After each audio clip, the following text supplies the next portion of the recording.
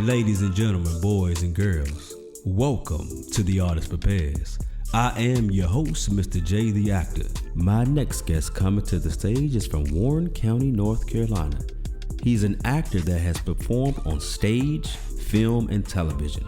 He's also most recently got into directing and producing, which has allowed him to create opportunities for other artists. Ladies and gentlemen, put your hands together for Robert Dartez Wright. Hey, for having me, man. Hell yeah. What's going on with you, man? Man, I can't complain, man. Surviving in this pandemic, trying to stay safe and keeping my family safe and, all of that good stuff, trying to figure out the next move and the next move. All right, all those things that's important right now. What's going on? Crazy times we living in right now, man. So that's definitely good. You staying safe and making sure the family's good, man. Yeah. Cool, man. I'm excited for today's interview, man. For everyone to see just how dope of an artist you are. I already know you dope, but we're gonna let the people know.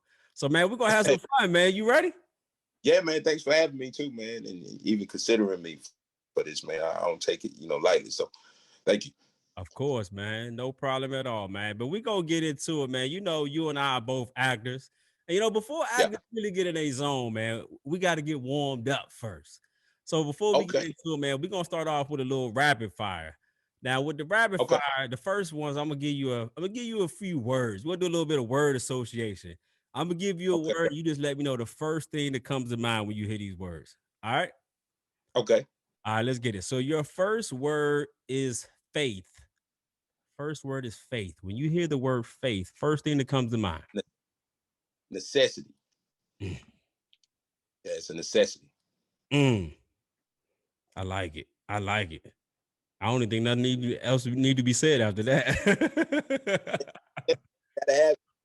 I got Gotta it. have it. Yes, sir. Next word is power. First thing that comes Man, to mind, you think of power. I want more. Mm. As self that may seem, I want more. Nah, that's a good thing. That's a good thing. All right. Next Yeah. one, we have disappointment. When you hear the word disappointment, first thing that comes to mind. Embrace Talk to us it. about Oh man, I've been disappointed a few times in life, and at first I used to get mad at it, but then once I embraced it, I found the beauty in failure and learning to try again and learning what not to do. So it. in my disappointment, ways to motivate myself, but it took a while. So I front like it was just always been a part of me, but I learned to embrace my disappointments and my failures. Okay, I like it. Next word is will. When you hear the word will, first thing to come to mind. Man, I thank God, man. God, when I hear will, I think of God.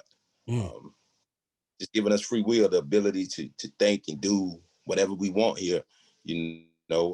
Some people do good things, some people do bad things, but he gives us that choice. So that's a powerful thing, having free will.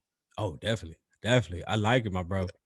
So I mean, you're a man of many talents, but if you weren't an actor, right? What would you be? Uh-huh. You could be anything else besides what else would you do though? Still be a part of the arts. I'd be a musician, man. When I first college, I was a music major. So Okay. uh, you know, play the saxophone, the drums, and so music was my first. And so I would definitely still be some in the arts. It's just a part of me, man. I did see a video of you playing the drums and the saxophone. I'm like, dude, what? Dude, play the saxophone and the drums? Duh. I'm an honest story. I wanted to play the saxophone in elementary school because we had to, you choose your instrument you want to play. And then I looked at it Yeah. and I was like, it's a lot of keys and things on here. So I'm just going, I'm gonna go ahead and stick to this trumpet that got 3, and I'm gonna go from there. I'll end up playing trumpet for like 5 years. But I always wanted to play the Oh sax. man, that sax is smooth, man. I ain't want to play it at first. I was a drum guy, but then it was like, hey man, that sax is where it's at. So yeah, I like it. I end Okay. up. Okay. So you're a creative person. If you could create, because there's a lot going on as it relates to Oscars, Emmys, Tonys, all those awards show, right? But if Uh-huh. Dartez could create his own award show, tell us how that would be, man. Oh wow. Oh man. Just honoring the arts. I think well, I have. I'm gonna speak for me. Mhm. I've been caught up in wanting to be you know, the top dog. I don't know if this is just human nature or just me, but I wanted to be the top dog. So Mhm. just really just respecting everybody's art and what they bring to the table because everybody has something to offer. It may not be the most popular thing, it may not be what everybody's on at the time, but eventually things catch on. So just creating a show that just honors the art, period. I don't care if you're big, small, just giving people opportunity to showcase their work. Yeah. That's dope. That's dope. I think that's key now because a lot of times, if you're not as big, in society's views, if you're not on the screen every day or doing a movie every year, you're unsuccessful. Even though you could be Right, making, thousands of dollars, hundreds of thousands of dollars, but if they don't see you on TV immediately or on the big screen, they're like, "Oh, you ain't doing it." And it's sad. right, right, It's sad, but that's just the world that we live in, man. right. And I'll be honest, I had that mentality until I started tapping in and creating my own and finding that there was stupid money out here, man. Stupid money that's just not Hollywood. Like Right. I've seen it did a 10 city tour for $300,000. That's 10 cities, man. I mean, that's pocket money after that. It don't take $300,000 to sponsor a 10 city tour, but Right. that's what the contract. So I've seen like a couple more big contracts. I don't want to call it numbers, but Of course. yeah. And just not knowing that at first. I only knew you got to make it to the big screen, or you got to be on the big shows, or you ain't made it. And no knock against that, because I would, still take that gig too. But learning to do your own thing and finding out how to get paid to take care of your family with that, and I've been doing okay. So Hey, yeah. that's a good problem to have, my man. I ain't gonna lie to you. That's definitely good to have. So you have acted on doing movies as well as on stage. Mhm. What is your preference? Do you prefer stage acting or film and TV acting? I know that's a hard one because you said stage. It's stage for me, man. Listen, the energy, uh, the the energy from the live crowd, you can't beat it. You can't beat it. I mean, even with a mistake and it works, you can't beat it. Or a mistake that doesn't work, you can't beat it. But my favorite moment in the theater is the dead silence. When you don't even hear anybody talking, it's just complete silence. Then I know I have you. I got you. I got you right where I want you. Home of that hand, So baby.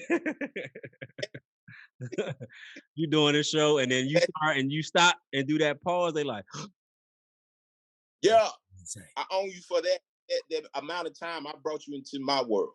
And I own you. And not in a bad way, but I'm controlling the scenario, the situation, the atmosphere. I'm owning it. Yeah, you creating that world and it gives people for that hour show or 2 hour show, they get to live in the world that you have created. Which Right, I mean, where else and what other profession can you create an imaginary world and make people live in it? Like according to right. whatever you get, like that's power. You talked about early, like that's power. You That's can power, man. create a world in a matter of an hour to 2 hours and have people believing this world that you have created. That's Yeah, it's crazy. that's crazy. Crazy. I remember we were doing the color purple at NCCU, Mhm. and I played, and I think I did something to one of the girls in the play, and I end up pushing her. 'Cause you I was remember Mr., I right? would get booed. Like, yeah, Okay, you play Mr. Okay, go yeah. ahead. Dude jumped up. He was like, "I'll F you up."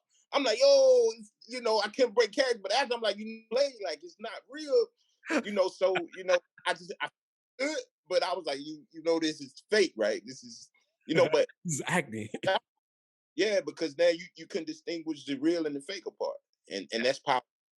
People can't sometimes with acting, they can't distinguish what's real and what's not, and I think that's when you do your job. Oh, definitely, definitely. Okay, so you talk about acting and the power of acting. Have there been actors that you can name that have inspired you? Man, Nate Parker is one. I love Nate Parker. Anything he does, he just dropped a movie called American Skin that I highly recommend. Anything Nate Parker does, of course, Denzel, he's one of the greats. Right. Jamie Foxx, old time favorite. You know, he's a musician, he's a comedian, he's an actor.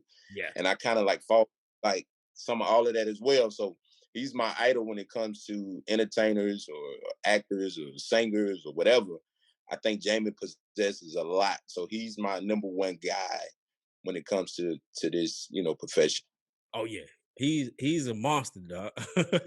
The way he can go from being a comedian to actor and how he gets in his roles, and it's crazy, dog. Even TV, like Right. it's crazy that he can hit on so many cylinders, and like you said, music too. Yeah, guy can sing and no music. So, you know, he's nice. Yeah, we definitely got to show. We got to give him a little bit more flowers right now, dog, while he doing his thing. Right. He's different, definitely different, you know.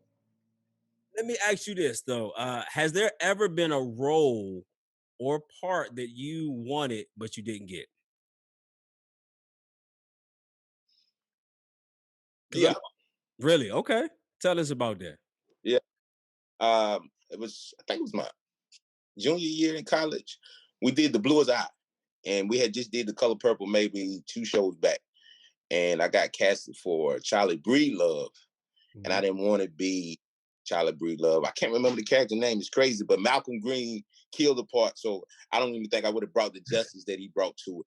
Right, But right. I felt like I was the character twice, Mm. and I was like, you know, extend myself because this other guy was like a dark character, and I wanted to go there mentally. I wanted to see could I go there and make it real. But Malcolm Green killed that part, and I think you know the stars just aligned the right way with that too. So, but I did want the part that he had. Yes, sir. So, Soaphead Church was a character. That's what it Oh, was.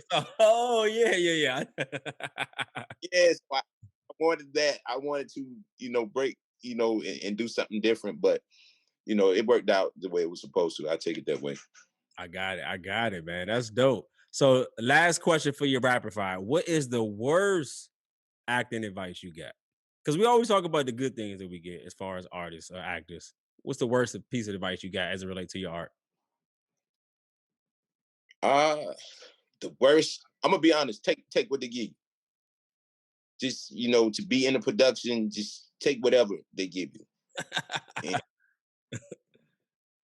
you know, I did it with one show, and I was like, I'm not feeling this. And so I would go home. I would be angry that I even wasted my time with it. Like my time is valuable, and it took me a while to understand my time. And I'm wasting my time going to rehearsals, and I'm hating every bit of this. But I still did it because I had committed to it. But down in the inside, I hated it. I hated it with a passion. Mm, But because I got to be a man of my word, I stuck with it. But you never just take anything mm. to be a, you know. So that's, you know, that's probably the worst advice I got is was, you know, just take a role. If you got it, you know, get it. Some people don't Happy get for cast at all, it. you Be know. happy for it. Yeah, Who cares if you got to play a okay, slave? Just be happy for it. You got to roll. right, right. And that parts, you know, and the dude hit me with a whip one time, like it was a real whip. And I had like this back thing on my back, so I wouldn't feel it. But one night he caught my side. And man, I wanted to fight him, but I knew, you know, he didn't mean to do it. But you know, all emotions in Trump, I knew my people had been through it. I just was like, wow, this is what it felt like, Right. you know. And yeah, Real, but real. I ain't with the cool with it though. But I ain't with it. I don't want to do it. No, no, I like it because a lot of times, that's what we're taught. They teach people, tell artists and actors, hey, whatever role you get, say yes to everything. But also, you got Yeah, to realize that those roles define you. So if you do right. 17 slave movies or 17 slave shows, then the next, you trying to be a serious part, they're like, yeah, I got this other slave part for you. It's going to be kind of hard to break out that box that they're going to try to put you. Yeah, So it right, right. makes sense. So shout out to the rapid fire, man. I like it. I like it. Nice and warmed up, man. We ready to go. Cooking with grease, as they say. Cool, man. So before we get started, man, just tell the people, how do you and I know each other, my man? North Carolina Central University. I'll be honest. So I came in 07. Mm-hmm. Not that yeah, but all I ever heard was Jay Weeks, Jay Weeks, Jay Weeks. I'm like, I don't know no Jay Weeks, and I was real standoffish. I'm gonna be honest. When I first came, I'm from Henderson, so I don't really want to rock with nobody that I don't know. Right. And plus, I had heard some about Durham at the time. And it's like, man, don't say nothing to nobody. Just mind your business and move. So that's the way I was moving. I'm like, I don't want to speak to nobody, but it was like you were the theater god. I'm gonna put it that way when I got there. So, like it was a wall, and I saw the Jay Weeks wall. I'm like, hey, I gotta get me one of them one day. I gotta get wall. I knew what that meant. You had made this stamp there, Yeah. and you can't forget that because you stamped at North Carolina Central. So we met in a production called For Black Boys. Yes, sir. Homicide When the Streets Were Too Much. And I'll be honest, that play changed my life. It changed my perspective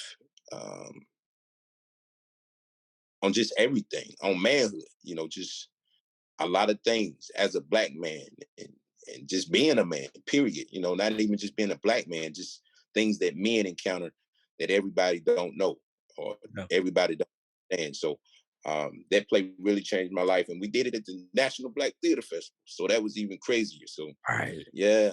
And it was a crazy time doing it too. A lot of It was. crazy times. It was. And I just remember you coming in and setting the tone. And, I was like, yo, I got to step up because it's like you were the theater god. Like I had never seen you perform. It was, but that's who I knew. That was the guy.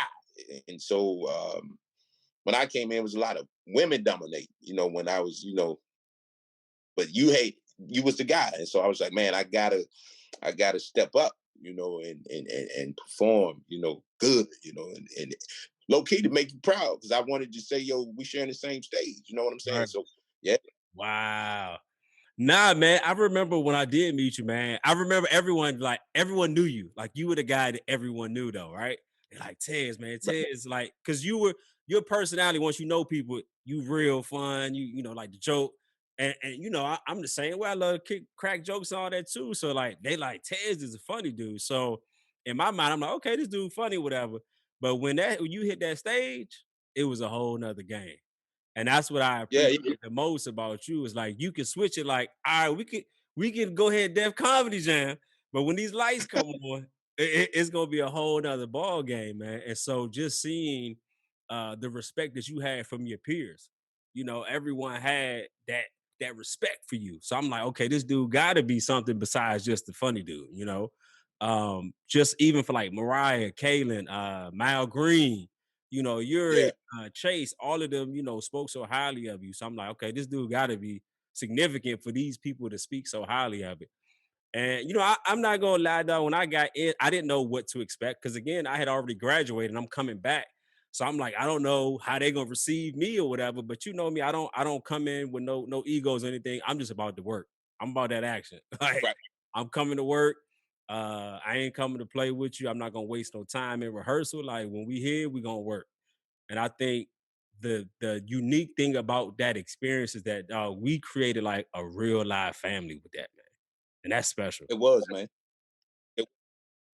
It, that show was crazy. I remember like the lights went out and Yeah. they opened the act and we were performing in the dark. Like it just never stopped. Like that's how dedicated and committed we were to that show. It was like, honestly, I don't think I've ever seen that show again or felt that feeling again. And I think I long for it a lot. Like I be yearning for that feeling and it's hard to get again. Yeah. It's like, that first you do a drug or something or you do nasty or something. That first time, it Yeah. was like family, it was love, it was trust, it was, I ain't trying to outdo you, but I'm gonna do me. It was that feeling. Do And you remember when we had those sessions when all the guys would be together and we would all watch each other go and be like, all right, your turn. What you got next? It was like right, we were all making sure everyone was on point. Like nobody was gonna be left to the wayside. We right, were, all right, we'll try this, Tez. Okay, that's good, but maybe add this to it. All right, you go, Mal Green. All right, Steve, that worked, but maybe do this, Ron. Like everyone was, I remember like being in the summer outside of rehearsal, just saying, all right, look, we're gonna meet here early or stay later. Everybody, we're just gonna work on our parts. And we yeah, were and even from even learning, remember the dance moves that we had to do. Right. Like learning that we were all trying to make sure everyone was good. And that was a very unique situation because a lot of times when you in you have that many males in a cast, it's gonna be Right. that alpha male, like somebody got to stand out. But I Right. felt like everyone was like, all right, nah, you gotta be on the same level. Like we all wanted to walk that same line and we were Right. holding each other accountable. Hey, Tez, that was good, but you missed this line, or you gotta do this better next time. Right. And Right. no one would like took offense to that. It's like, okay, cool. Like everyone was willing to say, all right, cool. I see what you're saying, man. Yeah. And that's rare, man. Like you, like I said, you don't come across that. Like I've done many shows after that, and it's just hard to find that connection again. Like I just felt like it was a brotherhood. Like your brother gonna beat you up, but he gonna big you up too. Yeah. He gonna make the right thing. So it was all love, man. And I want to do that show so bad again. I'm gonna be honest, just one time at this part in my Oh, life. definitely. Yeah. Yeah, definitely. It would definitely be worth it with this show, with everything that's going on now, because I feel like it's even heightened more than when we did it. Right. I know we had like the Trayvon Martin going on there. I spent like the situation with the Fruitville Station movie, for like that Right. situation was going on. And I remember us just being like laser focused, like, dude, we are represented because we were the only college there doing a National Black Theater Festival. So Yeah. we was like, yo, we gotta represent. Yeah. So wonderful experience, man. But that was great. But tell us about you, man. So what does it mean to you to be an artist, man? I'm gonna be honest. It saved my life. Mm. Um, Theater, acting. Um, it is my passion, my purpose, but this is like my therapy, man. I respect it so high. Like emotions that I feel in my real life that I suppress, I can Mm. stage. I could relate it to that character. I could cry on stage and don't feel like I'm judged. I could be angry. I could be the happiest that I could be. I could be the saddest that I could be. That these emotions were already in me. I just learned how to bottle them. And then once I found that stage, I was able to translate these emotions into this character and make this character real. And it was therapy for me. It was a release for me. And so I always hold it here. It's always here for me. Under God, my wife, my daughter, my family, and then it's theater, man. Mm. It's that important for me. And even to this day, it's still that therapy, that stress reliever, that all right, let me get this out. Let me write this. Can Wow. I create and do that? Yeah. So it's very important to me. Yeah. That's crazy, man. So you mentioned earlier about you being a musician first. So that Mhm. was a different form of art. So really, what was your intro into art? Did it start with music first and then translate into theater, or take us through that journey? I'm gonna be honest. So I had a when I was in high school, theater was like this blow class. You play cards, talk, you gamble in there. It's a free period, really. Yes, sir. But I had a teacher named Philip Burgess who ended up getting casted on The Wire. Mm. And, hmm, oh shoot, he left, and so then it just went back to the free period gambling. So I just kept taking the class because it was a free class. I'm getting easy A. The teacher Perfect. was no. And then I met a guy named Garrett Davis, my 12th grade year. And man, I was giving him hell every day. Like I got the class laughing. I'm talking junk to him and me out. He was like, "Look, man, won't you turn that energy and use it for your advantage and get paid and go to college?" I'm Wow. like, I ain't doing that theater mess, man. I thought it was cool. I'm like, yo, all the lames do that. I'm not doing it. Because where I'm from, like this, that's not a part of the coaches, sports and music, right? So we got like one of the best bands in the world. We won all the national competitions and whatever. So I'm like, yeah, I'm cool. So what he does, he goes get some of the finest girls in the school and get them in the play. So what I do, I get in the play. Oh, And so from there, it just turned into, it was cool. I love the claps and it was cool. So then I was like, well, I'm still not going to pursue that. I'm going to go to college and I'm going to be in the band in North Carolina Central. I think I was in an arts and humanity class and we had to go to a show or something to get credit for the class. So I went to a show and I can't remember the name of the show, but it was like a HIV show or something. oh, Um, sure. I know what you talking about too. I don't know the name of it, but I know exactly what you're talking about. and I saw that joint and I was like, yo, I could do that. I could do that. And so I went and auditioned, and the rest is history. I got my part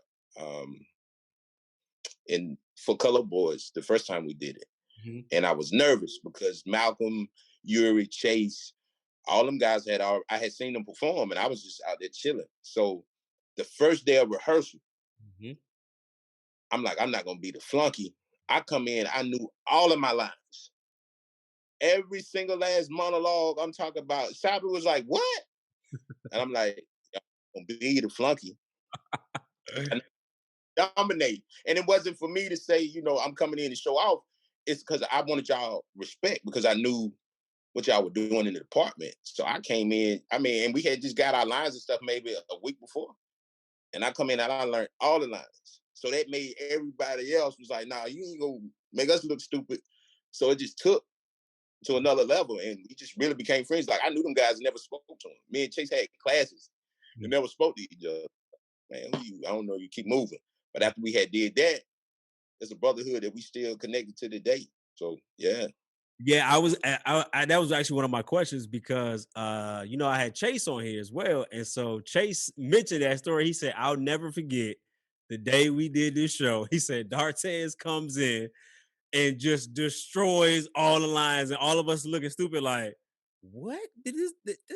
What? Did he just come in here? He said from that day on, we was like, oh nah, you ain't about to outdo us. And he's like, everyone that moment, like everything changed. And It it's did. you tell that story. He was like, man, that moment, it was like, oh no, nah, game on. Let's go. Because everyone then wanted to be like, well, I ain't about to be left back neither. And it ramped it Right. show up so much more to have everybody like, let's go. It was crazy, man. It definitely became a different atmosphere. And Shabby tell me to this day, she was like, I don't know why you did it, but I'm glad you did it. I was like, I just didn't want to look like the flunky. I didn't want to look like the weak part. Everybody in line, they're like, what are you doing, Dartez? Hold on, let me get this line. Yeah. Can you say my next line for me? Cool. So you Man, took it was crazy. your intro for it, man.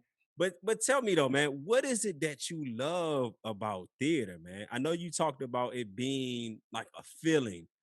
Was it for you when you got into it where you knew that you love it? Was it more about the audience response? Was it more that going back to that therapy or how you felt? Or what was it that made you say, like, I got to do this? When I fell in love with it, I'm gonna be honest, it was the applause at first. Mm. And that became just a part. It was just like they gonna do that at the end anyway. You Mhm. know that it's certain lines you could say a certain thing. Like if I said F Donald Trump, like it could be the stupidest line ever or the weakest acting ever, but they gonna clap just because the writing was good. Right.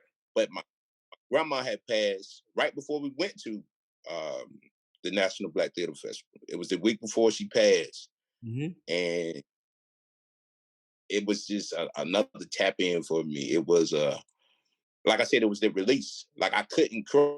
I felt like I couldn't cry when my grandma died because I got to be the guy. I'm that guy. I can't be. I got to. My grandma passed. I'm gonna hold it in. But when I got on that stage, I think we were doing. It was a song playing in the background. But anyway, the tears is boohoo, Mm. and I was, man, I've been holding it. Like this feels good to release this though, and I was like, I found something that is beneficial to my spirit, to my soul, to my mental. Mm.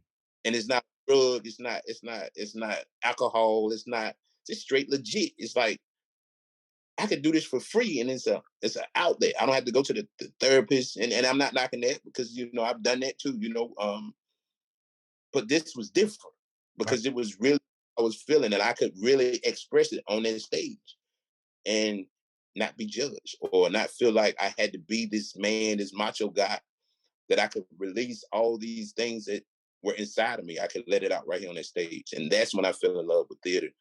And I'm always love it for that. Mm. So you started off doing music, then you transitioned Hmm. to theater. What was Hmm. it for you? What was the deciding thing that made you say, "Nah, let me focus more energy towards the theater versus the music"? Because I mean, playing the saxophone and the drums is not easy by any means. I mean, playing the drums is one of the hardest things ever. You do it Yeah, you gotta have that good at coordination. the same time, Same thing with the saxophone. Those are not easy instruments to play. So what was it, or what was that point where you decided like I'm gonna put more energy towards the acting versus the music? I could give more to the people. Honestly, man, I'm a man of the people, and I don't say that lightly. Um, I'm a man of the people, and it was a gift that I could get him. If I could make you laugh for 5 minutes and forget your troubles, man, I felt like I had done my job. If I could make you feel something that I wanted you to feel, like if it was a serious statement that I needed to say, and I wanted you to catch that, and I needed to plant that seed into your mind and your spirit, I had that control.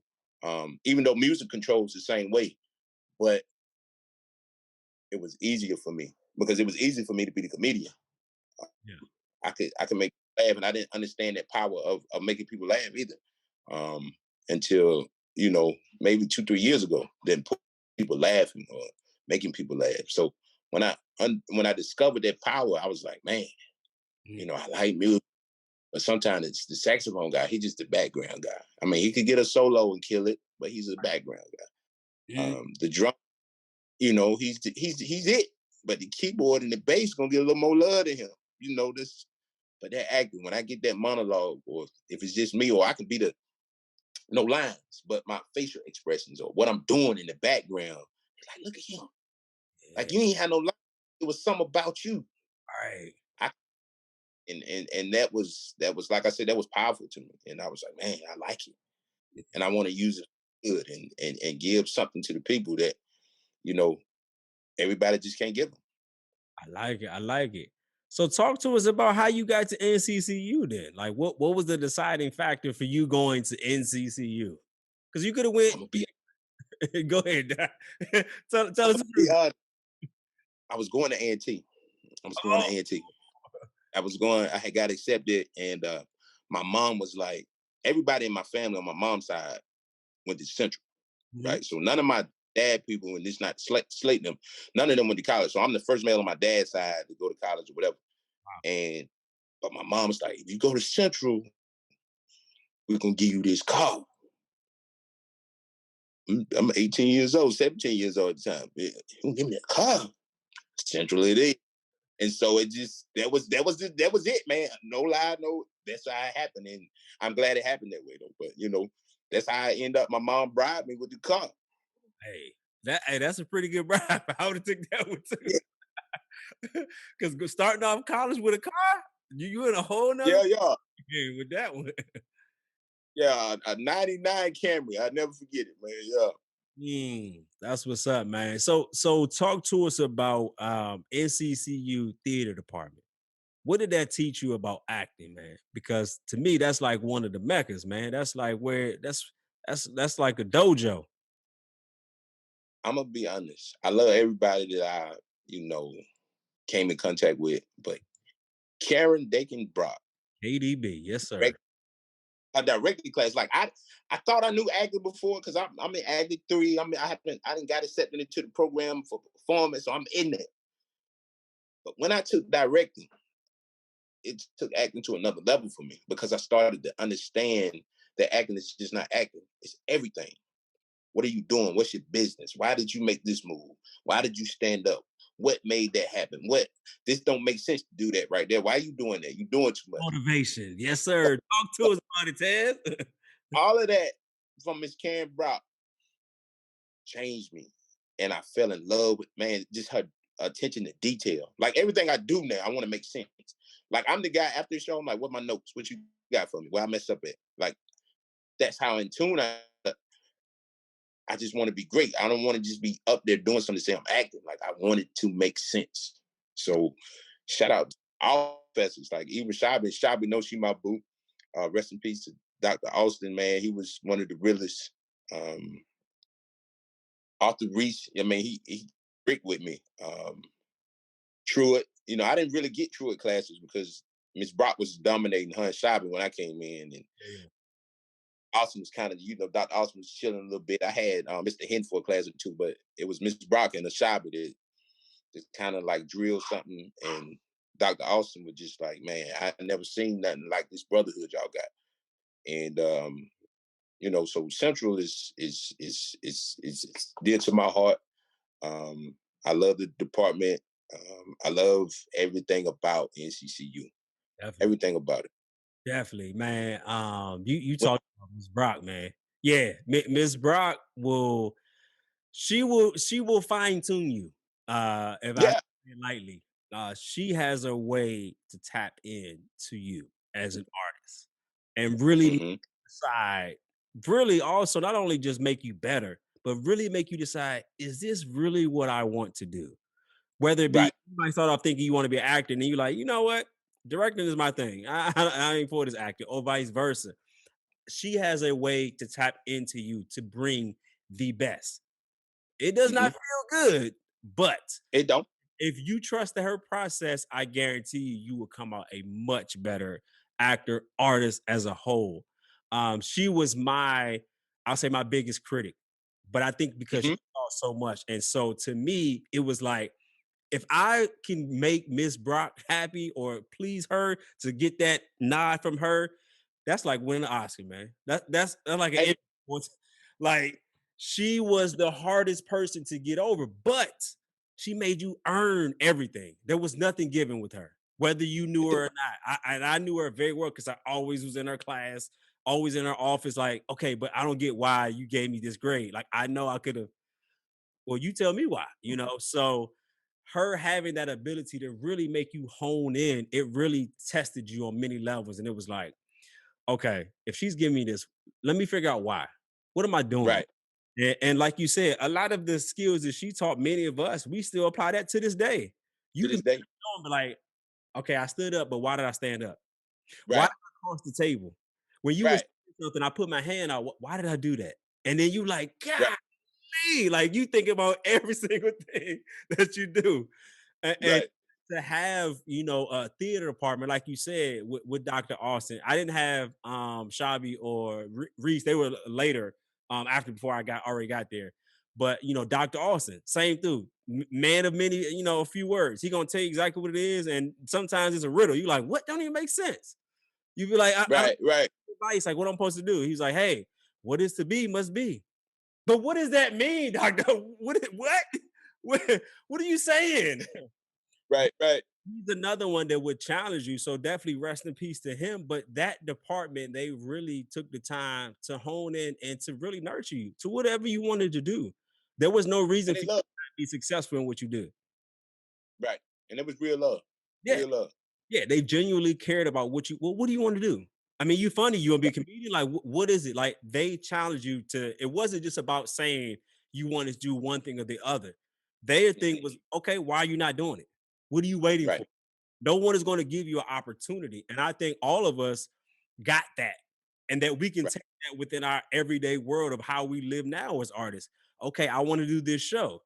Hmm. You're a prime example. I want to do this. Am I going to wait for somebody to give me the opportunity? I'm gonna go out there and create it myself. Right. So that Right. all speaks to the testament. So shout out to NCCU. So man, it seems like you did a lot of shows at NCCU. Did you have any show that stood out to you that were kind of like your favorites or that you really enjoyed? Yeah. Yeah. For Black boys, man. Mm. For Black boys, I enjoyed Color Purple. I didn't want to do it. I really didn't. I was like, man, I don't want to do that shucking job mess. And Chase was like, yo, let's just at least audition. And I was like, all right. And I got picked for the role, and I was like, all right, I'm gonna do it.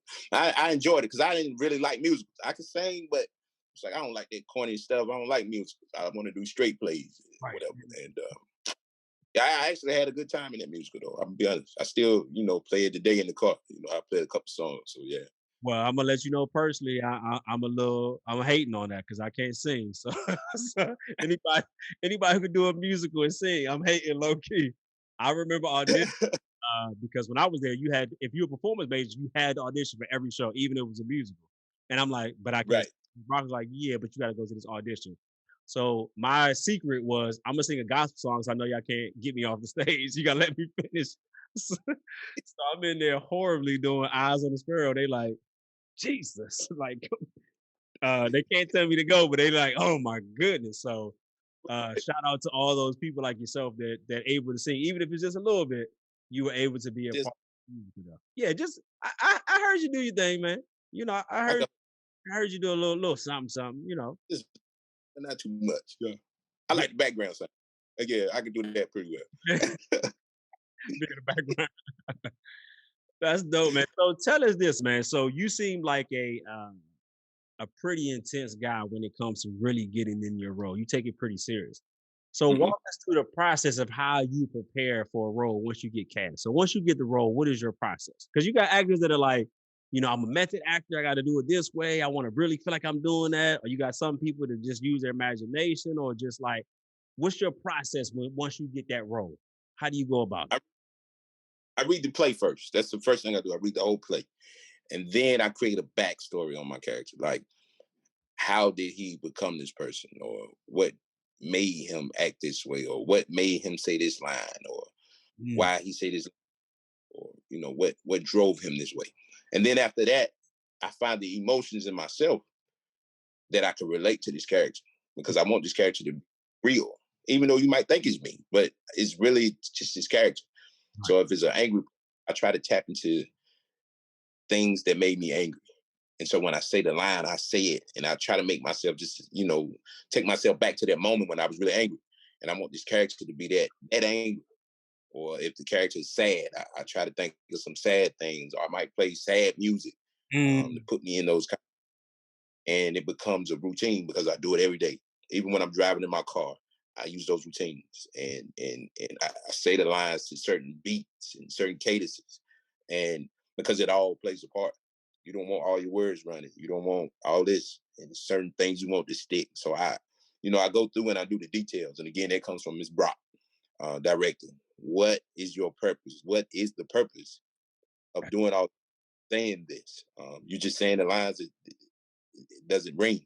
Yeah. But if you really find the purpose line and why, Hmm. that's favorite thing, finding the why and who and why and that happened and this happened. I love it. Um, that's my Do you way remember to when you were walking, when we were rehearsing for the show? I think we were in Winston-Salem then, but doing the National Black Theater Festival, and you just were walking around like your character the whole time in the back, and you yeah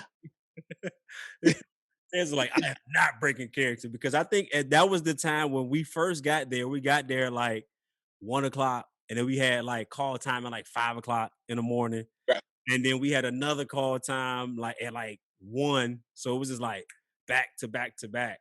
But I remember you right talking specifically like, okay, let me get in my character walk. And just kind of you just be in the back. You have your costume on and you just walking, doing different things. And I think that is yeah. so important to really embody that character. I'm gonna be honest.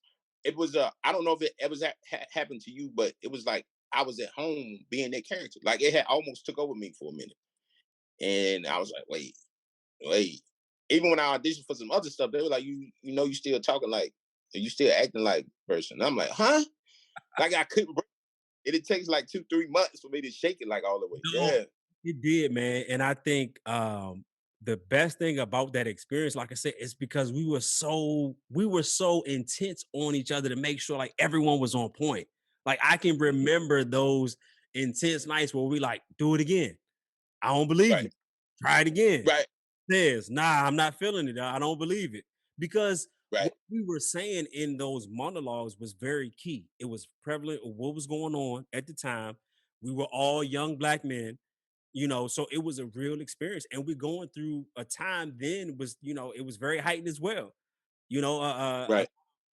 young black kids had been killed then, and now it's the same thing. But now we have been tasked with a role to portray these without just sounding like, oh, I'm quote unquote the angry black man. What is the why Right. behind what you're saying? Why is it important or significant? And I think Right. everyone was so willing to like put in whatever extra work we had to do. And I think Right. that's why, dog, because it wasn't like we all was like, all right, I got my lines, you got yours. We were like, we would Yeah. come in and rehearse. You remember coming in rehearsal and be like, hey, Tez, let me hear your monologue. And then we would just Right. make everybody perform like on the spot. Like, all right, Yeah. Yeah. It was crazy. It was crazy. Like I remember we would sit down and break down this stuff. Like, what you think he really mean right here? I remember yours, and the dude was getting raped. He was getting molested, rather. Let me say that. mhm. And how he tied Nina Simone. Dude, yes, to the So experience. yeah, it was just like when we were breaking down a lot of stuff, it was just like, wow. and Nina Simone became his superhero. Yeah. You know what I mean? It was it was that kind of stuff that we at that age were breaking down. So I know what would happen now. You know, so man, it's crazy. Yeah, definitely. We're gonna have to figure that one out. Yeah. So, no, talk to us, man. You've done a lot of great roles, right? And Hmm. in my opinion, you're definitely a phenomenal actor, phenomenal talent. But what are some Thanks. of the challenges you face with just being an actor, man? Because I look at acting, it's really, I mean, a lot of people on the outside feel like it's so easy. You just go there and say some lines. But we know in our world, Uh-huh. it's not the case. So just talk to us about some of the challenges you face with just being an actor. Conveying the message that I want to be conveyed. That drives me nuts. Mm, Honestly, even after I'm done, it's just like it still wasn't enough. yeah. Like, did I really get the message out? Did Mm, I really rehearse or give it my all? Even if I thought I did, it might be like 2 weeks later. I'm like, man, I could have did that line better. Like I could have said it this way. And so, really, satisfaction in my work is something that I have to learn to do because I'm never satisfied. And I don't know if it's good or bad, but I would like to learn how to find the satisfaction in my work and just be like, I did my best. That's it. And I left it on the stage. But man, I'm telling you, it could be like now. I think about for Black boys. I'm like, man, dang, I wish I could do like I would do this. Like it just happens like that. And I just want to be able to be satisfied with what I give and be at peace with it, mentally. So that's it. Yeah. it's definitely hard for us artists to experience that level, right? Because we're taught you're only good as the next thing you do, right? So we're always looking Right. for the next thing, but also Right. we're perfectionists, right? We're Right. chasing a goal that has no end. No matter what you do, you can't just like you can't be a perfect actor because if you are perfect, you have nothing to improve on. So everything Right. has to be some level of improvement. So by that same standard, it's like we're always finding things to fine tune to make it better. So it is Right. it's a very daunting and very challenging task to say, okay, I feel good with that one. Because even like Right. you said, you can give a stellar one, you got the people crying, and they're like, that was amazing. You're like, but I could have said that line one different way, and it would have got a completely different response. And you know that. And it's just like, Right. so along that same tokens, man. So I know what you're saying is very true, and I've experienced that same thing. Have you had a moment yet where you've had that time to sit back and say, or even felt like you were successful in what you're doing? Because it's so hard for us to we get so busy on doing the work, work, work, work, work, work, work. Gotta do work, gotta do work, Mhm. gotta do work. That sometimes we never sit back and to look at all the things we've done because we're trying to look Mhm. for the next things we're going to do. So have you had a moment yet where you, even if it was a small moment to yourself or on camera or backstage, where you just like, wow, Tez, I'm really doing something that I love, or Yeah. yeah, And it felt good. It's probably one of the best feelings I felt when I started creating and me and Garrett, started collabing and working and getting these deals to come back and to reach some of my friends that act. I'm just like, look, I got a proposition for you. I can drop a couple of dollars in your pocket, put you up, and it's not, trying to be arrogant. It was just to create another lane for creators to create. yeah, Uh, it was a good feeling to see them do what they do best. And like, these are my friends, and yeah, we're doing this together.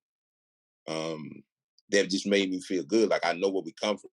We come from here, and we did this and we did that, and we struggle to do this and we want to do that, but we're creating something together. So that's a good feeling to be able to bring people that I respect together and create together. Um, I was gonna give up on acting one time because I couldn't find the purpose. It was like, yo, Hollywood just can't be it. And shout out to my wife because she always pushed me to keep going. I was like, baby, I'm done.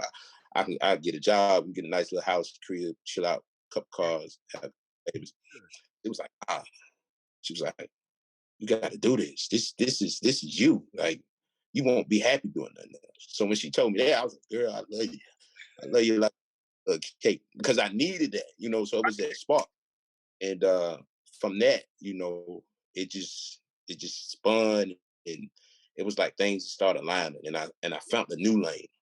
and I could make money, and I could, pay people too, and we could do this and create. And I prayed. I was like, God, what is it? And he was like, you know what your most godlike ability is? I was like, and it's not like I'm talking to the creators, it's just my head, my thoughts. Yeah. And it's like, I'm God, I create. You God in the earth, you create what you want. Yes. Creation it's a beautiful thing. And when I tapped into that, and I found out that answer, that my most godlike ability is to create, I'm like, man, I never give it up. And it's just been rolling since. Back to your beginning, it's power, man. It's power in Yeah, that, right? Because even taking your situation where you talk about your wife saying, "Yo, I'm done." Had you not yeah, had someone that was strong to say, "Nah, you can't give up. What are you gonna do?" Like that's important because she, had to pour into you, and that restored right, something in you that you didn't even realize. Like, oh snap! Because right, someone is on the outside can say that and look and you and see, look, you have something. Because as artists, man, think about all the times that we had those moments where you put up a show or you do some work or you do a TV or commercial and you don't get the feedback or the love that you wanted. It's hard. It's hard to walk right, into a room with somebody look at you like, nah, Dartez, like you're not the person for the part. You ain't even spoke. But because right, you got a hat on, or you got a chain, or anything can take you out of contention, right? When you're under right, that microscope. But for you right, to understand that, well, I can do much more if I can just create the stories that I want. right, That's a hard thing for people to see because we're so conditioned to think, got to be on TV, got to be on the big. right, If I'm not doing those things or on Broadway, I'm not successful. And it's hard right, because not everyone is going to get that or tap into that or even be strong enough to deal with that. Because right. I'm sure when you first started to do shows and do your own thing, everyone didn't see the vision immediately. Which takes me to my next point. No success comes without haters, doubters, naysayers, and non-believers. Talk to us about those people who just don't get it. Talk to us about that. Hey, hey, man, I'm a shout out to my parents, like my mom and dad. Like, uh, it was like a upbringing. Like we just never acknowledged that. We just never embraced that energy of a hater, because what you learn in life is that some people gonna love you, some people gonna hate you, no matter what you do. Yes, sir. I mean, they killed G. He was supposed to be the most perfect person ever, and they still found a reason to kill him. So, with that thought just being in my mind from my upbringing, I never paid attention. Either you with me or you're not. And if you with me, you're gonna reap the benefits of being with me. And if you're not, then you're not. Can't waste my energy thinking about it. Now I'm pretty sure I got some people who won't like me. And that's cool. I don't like some people. But I'm not gonna give you that negative energy. You know what I'm saying? I'm gonna keep minding my business and doing my thing. So um I don't really pay attention to, people who don't like me or don't support me. Even though, you want the support of the people. Um, I just keep doing me at the end of the day, and just finding that peace in that I'm doing my best. That's one of the things my mom and father taught me. If you did your best, then you succeeded. I don't care if I made an F. If I really tried to pass, if I put it my all into it, and it just won't good enough, you still succeeded because you really tried. And Right. some people don't. Some people just stay where they are. And I never wanted to be that type of person who just stays where he is. I'm gonna try, and as long as I give my best, whether it succeeds or not, I feel like I'm a successful person, Yeah. because it's been working out for me lately. Shout Yeah. out to God and Garrett and these companies for seeing a vision, Oh, and yeah, I think it's key, like you said, to put. I've always been a fan of if we spend a lot of times as individuals, right? We spend a lot of time on focus and energy for the people who don't support us or don't see our vision or don't do whatever. That it's like, let's say you got a clothing line, right? And you put out your clothing line and you say, yo, everybody buy a t-shirt from me to show your support. Now I buy my shirt from you, right? and then you go on a rant on social media like, yo, ain't nobody support me, blah, blah, blah. Now, as me, someone who supported you, I'm gonna take slight to that because dog, I done my part. Like, I shouldn't be lumped up with the people who didn't. And I think that's what happens. A lot of times we focus so much on the people that don't support us or don't get our Right. that we just take the other people out. Like, why would you give the energy to them? Give it to Right. the person like myself that then bought the shirt and said, look, I'm rocking with you, dog. I got you. Give it to them. You know, don't give it to the people that have not supported you. They haven't earned that. So Right. My pops used to have a saying, and I never forget it, and I'm gonna teach it to my daughter. Don't do it to prove nobody wrong. Do it to prove the people who believe in you right. Give them that power. They believed in you, prove them right. Because they believed in you. You take that and you prove them right. Don't worry about proving nobody wrong, because you know that don't matter. You prove the people who believe in you. You prove them right. I never forget when he told me that. And shout out, and my parents, they supported everything even when I said I wanted to be, I was gonna go to school for architect, and I was like, Mama, I want to do acting. You know, and she was like, do it. If that's what you want to do. And my dad was like, do it, son. Like, and I think it's important too. And I don't want to go on a long rant, but parenting do is your thing, dog. I mean, is I think it's key. Yeah, yeah. Keep going. Do your thing, man.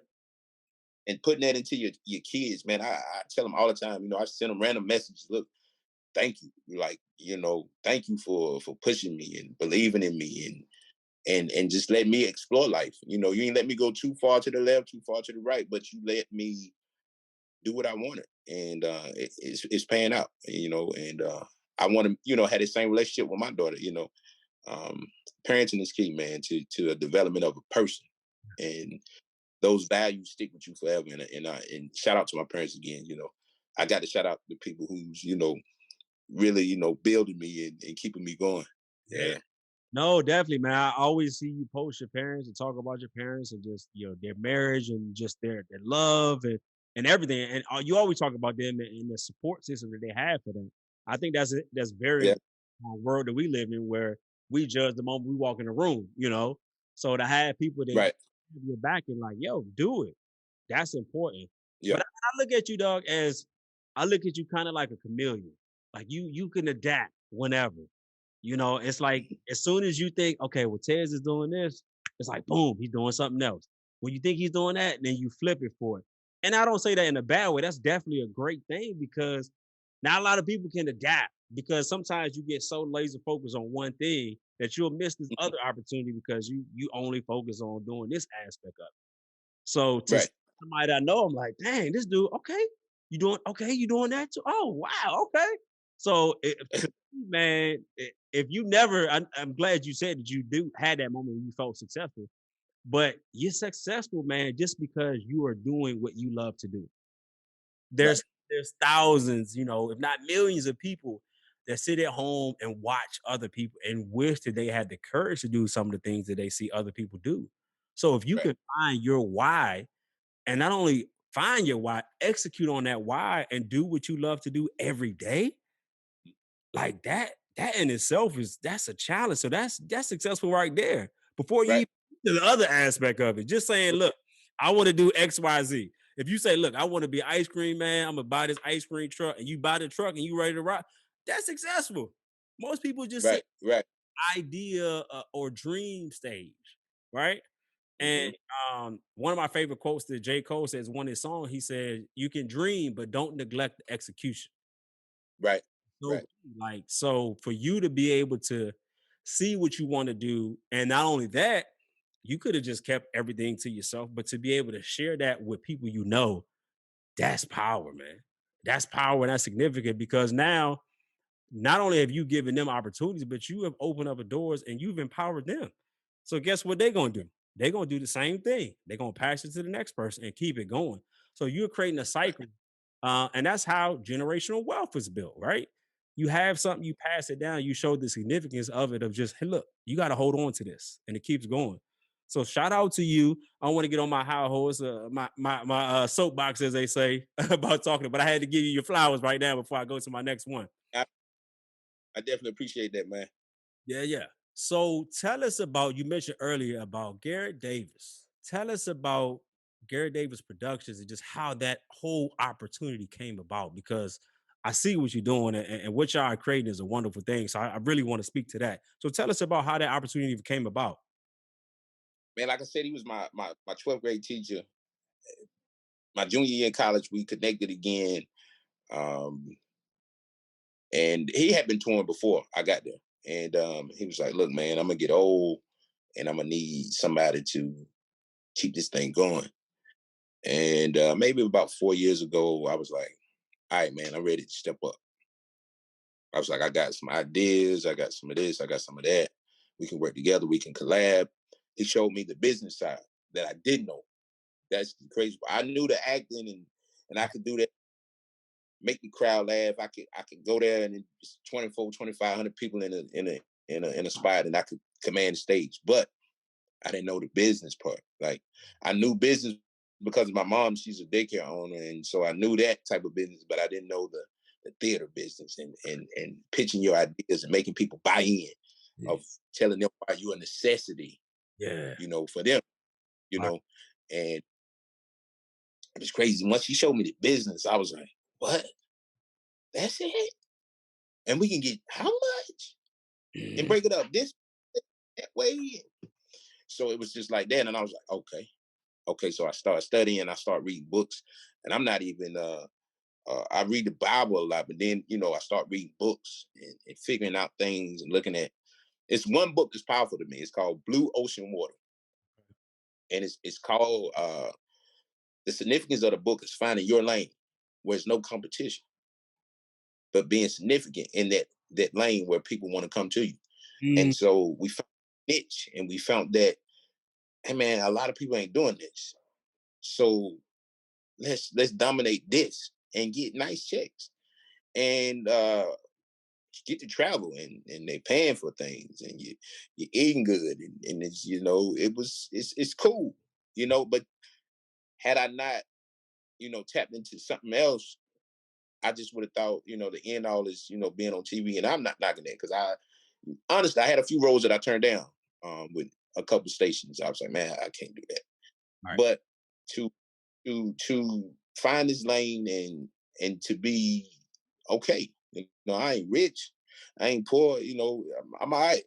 So off doing what I love, and that's important to me, man. And it's something I want to teach my daughter again, man. Just find your lane and stick to it, and don't get caught up in the hoopla and who's doing what and who's not doing this and where you at.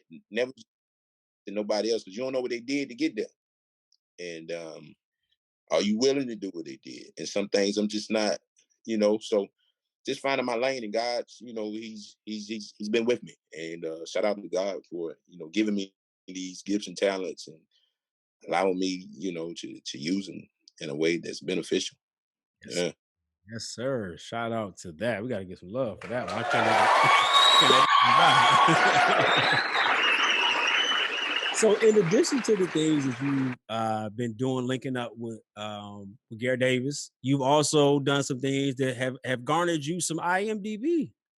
Some fame, Yeah. some acting, directing things on there. Talk to us about that, man.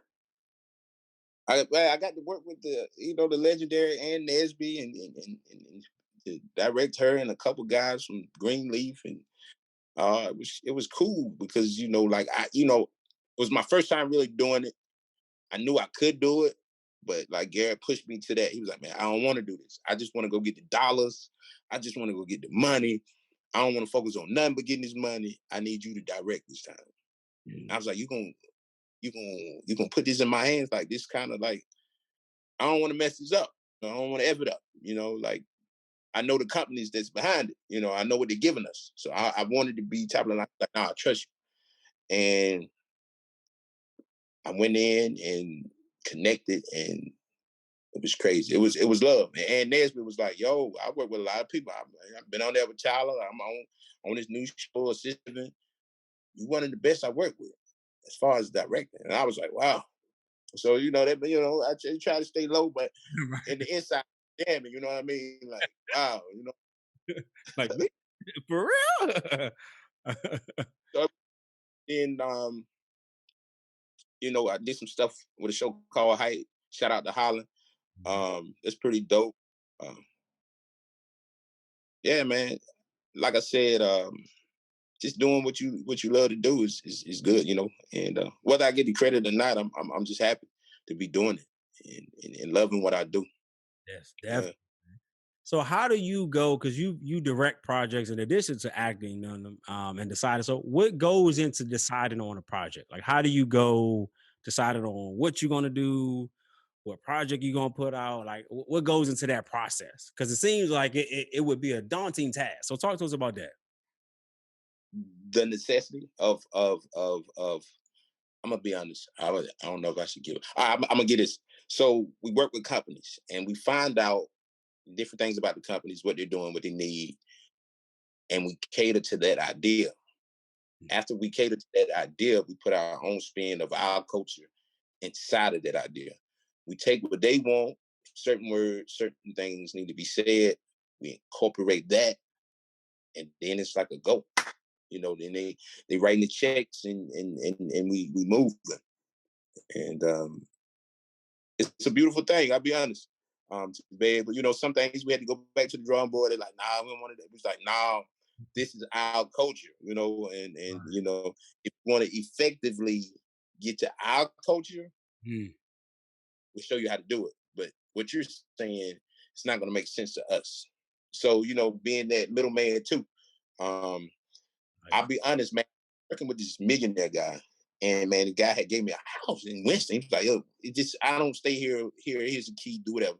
So I had it for like a year and a half, and they were paying me just to come in for my ideas. Like, what would the black people do? What would black people say? What would this happen? What would that? And I couldn't believe it because I had never Right. it, you paying me and you give me a house, you know, just to pick my brain. And you know, sometimes I was like, well, I hope I ain't selling out. You know, Mhm. it was like a whole lot of dilemmas because I just had never been in a position. I don't want to tell no secrets about black people and y'all trying to find out some stuff. You know, it was just, you know, I'm just like, wow. But man, it's a whole lot of stuff to the arts and theater that if you never tap in, you'll never know. Because, like I said, we hook to the status quo, but Mm, it's a lot of fighting and all that stuff, man. It's a lot of money out here for you, a mm, lot of money. nice. And yeah, That's dope. That's dope. So that's crazy that you experienced so many different things and you have that perspective because, like you said, we're so geared towards what everyone else is doing, and we try to mhm, follow. You know, oh well, this person's doing that. Let me try to follow that blueprint, but that blueprint ain't right, for you. Like you got to have your own stamp on it to say I'm gonna do this. So right. well, shout out to you and Gdavis Productions for being able to put that together and just create something that's so significant right It's been crazy, man. Like and this is no slight because I know it's been a crazy 2020 for everybody. But I'm gonna be honest and just speak for me. And again, it's no disrespect to nobody. It's probably been one of the best years of my life. now. Like everything started, you know, coming and moving and coming and going, and we were still working. You know, we had hollered at some of the companies. Was like, look, this going on right now. If you want your company to possibly buy, we need to record this. Cut the check. Let's go. You know, it was it's been a good year 2020 2019 from 2018 to 20 to now it's been good for me and I know at any time and that's why I'm so appreciative I can lose it all and so I get that too but right now I'm enjoying this train ride and hopefully you know I hit you up well I called you yesterday and I was like look man I got an idea Yes, you know sir. what I'm saying it's money out here it's like you know and there's no need for me to try to hoard it all you know like you know let's share the love. Like that's my drive, my passion is love, man. And that's just how I grew up. Don't never be selfish. Like I don't want to be selfish with it, man, because at the end of the day, that creates envy. If I'm the only one eating and you hungry, Team starving. eventually you gonna Bro. yeah.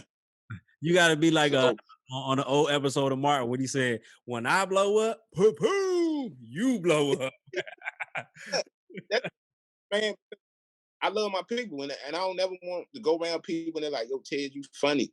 So or you acting different. So I created a show called Living With, and we pitched it to a whole lot of companies, and they loving it. And it's just different things that we live with, that people live with: depression, being obese, sadness. I brought my family in. I was like, look, it ain't never about me. I'm gonna bring y'all in. We're gonna talk about losing my granddaddy to Alzheimer's, how y'all felt. Like, it was just like, it's never about me. Yeah. I want to be good. Don't get me wrong. I want to be set, but it's just never about me. I want everybody that's connected to me to win, because then I know we all good. And if we all good, ain't no need to hate on nobody. You know what I'm saying? We all eat. Yes, Yeah. sir. So you've done TV, you've done web series, you've done stage. Out of all those, is there one in particular that you want to be known for? Because you got some actors be like, look, I am a film actor, I'm a stage actor, or you just like, I'm good with either one. Whatever it is, that's what I want to be known for. What's your take That's, on that's a good question right there, Jake. Uh Shoot. Man. Hey, on the Artist Prepares, we get it in, baby. You know what? I'm gonna go with my real love. I'm gonna go with theater. It's just something about that theater, man. It's just something about that crowd. It's something about that energy that it's just different. I mean, I get bored filming. After the third, fourth take, I'm like, oh man, Boy, I'm gonna stay in character. for you to say your piece, Yeah, been on set 10 hours just to yeah. say 3 lines. Like, Then you see it like a little, and then sometimes you don't see it. Like, I had did Iron Man, you know what I'm saying? Years back, and I'm like, oh, I'm gonna be in the movie. They didn't even make the cut, so I'm like, dang, I did the same thing with Shots Fired, with Annihilation. I'm like, ooh, I was like, baby, she sat beside me. Ooh, didn't even make the cut, so it's just like, man, it's crazy out here. But that theater, man, is different, man, and I love it. I love everything about the theater. I love the intimacy, especially like the little small theaters. Everybody's in it's like right in your face. yeah, but you can hear people breathing in the back. Yeah, You hear yeah. It's something about that intimate theater. You know what I'm saying? in the back, and you like, golly, they still got that baby cry, put a pacifier or something, but you got to keep Like, moving. get out of here. You know what I'm saying? But it's something about that theater, man, that I the feeling, man. Even to like meeting the people after, you know, um, this like we've done shows and people come up crying. That does something to me, because I feel like, you hear people's stories, and you get to relate to people, and we can't touch people now in COVID, and we ain't doing no shows, but Mhm. just that interaction with the people, and really making a difference, and say, look, I ain't know nobody felt like this, or I thought I was the only one to feel that way. Like, you'd be surprised how people feel, man, and just seeing gives them an outlet and some peace and some comfort. So yeah, That's dope, that man. theater Yeah, that's different. that's great, man. That you were able to experience something like that as far as that live theater, and being able to create is so significant because it's something no one can take away from you. You know, Right, not like you just go on audition or you do a movie and then they can, decide, like you said, your partner don't make the cut. When right, you create something that belongs to you, that's something that's all right. brain to you. So that's something that you have that no one can take from you. So that's definitely significant. So what can we look forward to seeing from you, man? I know you always got something in your pocket, always on the move, man. What can we look forward to seeing, man? I know you always working.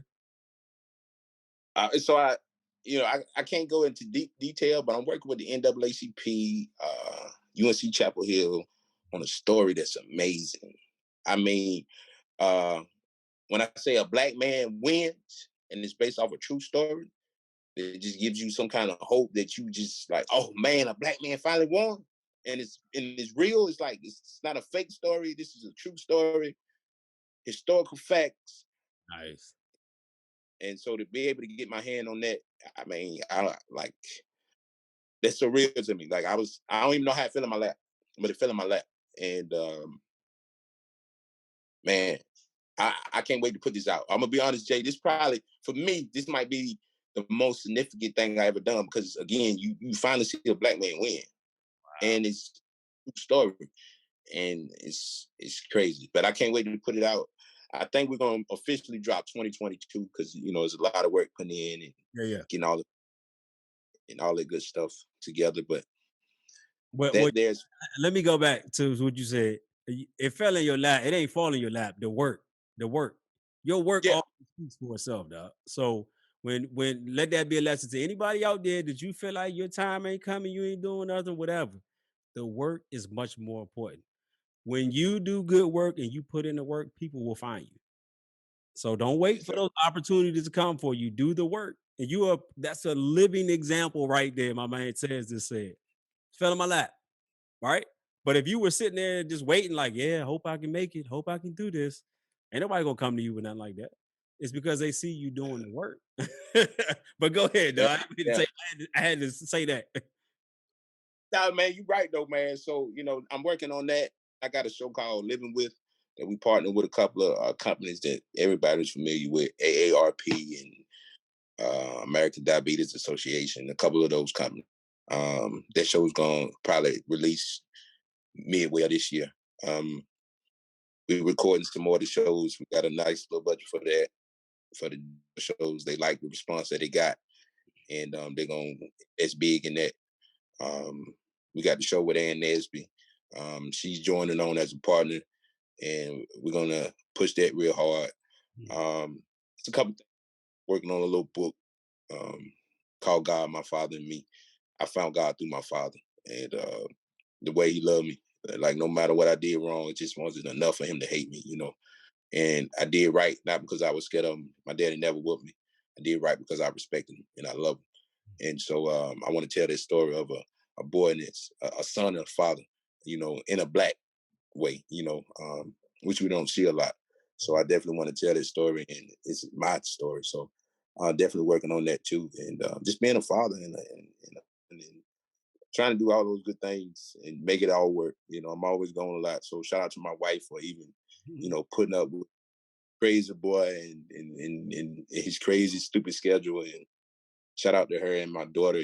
I'm going a lot. So you know, I'm thankful for them, and finding that right person to understand who you are is important too. So I'm definitely thankful for her, and yeah, man, that's it, man. That's what I'm working on. That's Yeah. man. Before I let you go, man, I have to give you the stage to really talk to the people directly. You talked about some of the things you've done, your experiences, all those great things. There may be someone out here listening that may want to aspire to be an artist. They may already be existing artists, or maybe just don't understand art. So I want to give you this last few minutes, dog, for you to talk to the people, just to tell them, one, whatever you want to leave the people with that, and then two, what is it that you want them to know about Dartez the artist? So those two things, I'm gonna let you talk directly to the people. I'm gonna digress. I'm gonna sit back. I'm gonna be on mute, but do your thing, dog. Man, I mean, faith. Like I told you from the beginning, faith is a necessity. Believing in yourself, surrounding yourself with the right people, um, being being who you are, never forgetting who you are. Staying connected to your roots is very important. And never be scared to take a chance. Uh, if you don't swing, of course you're gonna miss it. So just swing. You might hit. So that's really to all the artists just in life general. Do you, and never get caught up in the status quo because it's easy and it happens, and I've been there myself. And again, it's who you surrounded by. You surround yourself with people who has vision and hustle. Who's gonna get it. Then ultimately you become that. You become what you're around a lot. I'm not gonna say it happens all the time, but most people are products of their environment, and it's not just when you're young; it's when you're old too. So connect with the right people. Connect with people who's gonna motivate you, push you. That's it. And Dartez, man, Dartez is just he's a honestly, I'm a shy guy. I like to stay at home when I can be at home. I don't like to come out. I like to be in my little shell. Um, I love being a father, man. Fatherhood changed my life. My hopes is to be as great of a father, as my father was to me, to my daughter. Being a husband is good now. At first, I was trying to learn what to do, what not to do. Trying to balance everything and be an artist and be the hustler and go getter and all of that. Just learning to be me, and that's been the most important thing. Just being Dartez and embracing everything about him, the good, the bad, the ugly. but not trying to be perfect, but always perfecting myself and my craft. So yeah, it's me. My brother, before I let you go, I have to tell you this straight up. I've known you what, about 7, 8 years now, going on somewhere close to there since we done our first show. To see your growth from being that guy was the funny guy, the clown Yeah, that yeah, make everyone laugh and make everyone, when everyone is a little tense, lighten up the mood, to now switching gears to not only having that element, but being able to take yourself and switch the tone to be the businessman, to be the husband, to be the right, father, to do something that you love to do. Not only that, but to inspire other people to do that as well and to present opportunities. You're successful. You're doing amazing things, man. I hope you continue to not only do it for yourself, but those ones who looking up to you, because there's so many people counting on you, expecting you to make it. And you can't let them down. I know you won't, but I have to speak to that to appreciate let you know, man, you're doing significant things. And I know you may not hear that as much because as artists, we don't. We we do the work, but we right, don't always get the credit we deserve. But that was the whole right, purpose of creating the show, was to show I know dope people to do dope things. And I'm gonna give them a platform to really talk about the things, because there are people out there that don't know where they want to go with their art because we're so conditioned to think one way. And when right, everything is said and done with this show, you're going to see 18, 20 different people, all artists that all have chosen different paths, to show you there is no one way to success. Success is how you define it. So to that, I say to you, my brother, I salute you. Continue to do great man. work. Don't be a stranger to what we got going on. Tap in. I know we're going to link up some other things. But yeah, man, that's all I have to say. I let the last words be for you, man. Whatever you need to say. Hey man, thank you, man. Again, I don't take it, as for granted, man. Thank you for even considering me to do this, man, and much success and everything you do, and linking up to do some work together. Of course, man. Definitely. We definitely gonna make that happen. That's a no-brainer. There ain't even nothing to even think about. We gonna make it happen. So y'all definitely gonna see something. My man Tez, JW's Entertainment. We're gonna make something happen. So definitely that. We definitely appreciate you again, my brother, for coming on the show. Thank you for everyone who tuned in to listen to us on YouTube, Apple, and Spotify, and wherever you listen to podcasts. It was definitely a pleasure having you, my brother. Take care, and we will catch y'all next week. Peace out. J Keys.